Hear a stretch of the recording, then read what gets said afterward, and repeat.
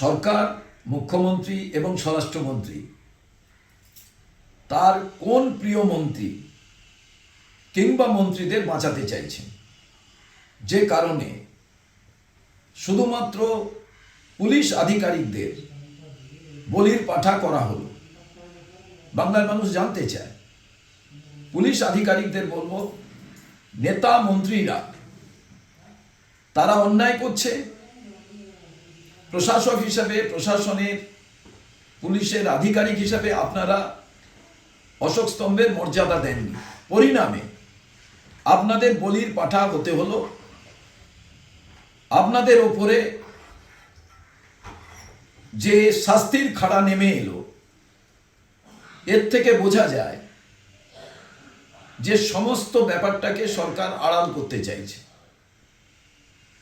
আমরা শুনলাম ক্রীড়ামন্ত্রী তিনি পদত্যাগ করতে চেয়েছেন। এই মেসি কাণ্ডের সঙ্গে যারাই যুক্ত তাদের তো অ্যারেস্ট করা প্রয়োজন। সে মন্ত্রী হতে পারে, নেতা হতে পারে, পুলিশের কোনো আধিকারিক হতে পারেন, প্রশাসনের লোক হতে পারেন।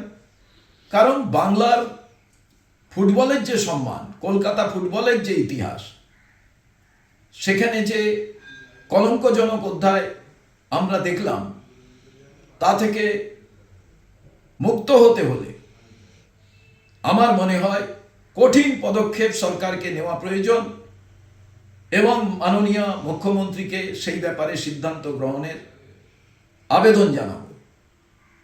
ক্রীড়ামন্ত্রী যদি পদত্যাগ করেন, পদত্যাগপত্র গ্রহণ করা উচিত। কারণ ক্রীড়া দপ্তর সম্পূর্ণভাবে দায়বদ্ধ। বাকি তো উদ্যোক্তা, বাকি যারা যুক্ত ছিলেন তাদের বিষয়ে তো সরকার ভাববেন, কিন্তু শুধু পুলিশকে বলি করে আমার মনে হয় এই কলঙ্ক ধামাচাপা দেওয়া যাবে না।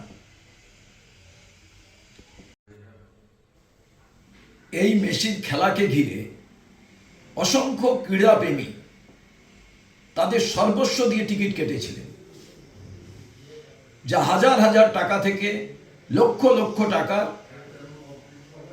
দুর্নীতি এর সঙ্গে যুক্ত। তারও বিচার হওয়া প্রয়োজন। তার কারণ এই অর্থনৈতিক যে ঘাপলা, এটাও কিন্তু ক্রীড়া দপ্তরের সঙ্গে ওতপ্রোতভাবে জড়িত। সরকার এটা কোনোভাবেই অস্বীকার করতে পারে না। এটাও বাংলার মানুষ জানতে চান। যারা খুব কষ্ট করে টিকিট কেটেছিলেন তাদের টিকিটের টাকা ফেরত দেওয়া প্রয়োজন বলে আমি মনে করি।